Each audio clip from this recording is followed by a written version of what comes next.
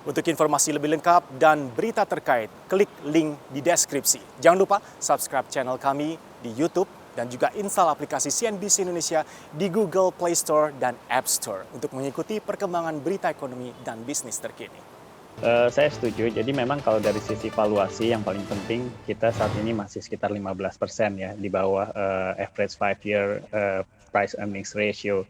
Jadi itu pun sudah memperhitungkan tahun ini earnings mungkin drop secara umum sekitar 30-35%. Dengan itu pun masih under value menurut kami. Kedepannya sendiri dengan potensi pemulihan ekonomi yang lebih besar probabilitanya dengan ada tadi vaksin kemarin berita dari Pfizer efektivitas 90%, ini mendukunglah kenaikan probabilitas pemulihan ekonomi di tahun 2021 yang lebih tinggi.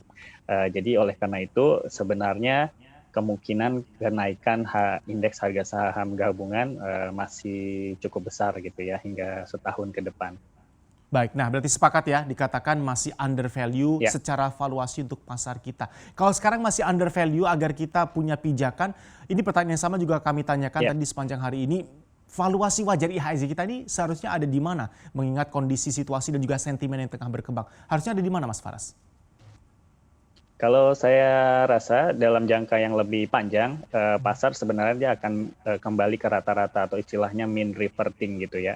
Kalau rata-rata price earnings ratio kita tuh berkisar di 20-21 kali, sekarang dengan asumsi tadi mungkin masih berkisar di 17 kali gitu ya. Jadi masih sebenarnya di range satu standar deviasi.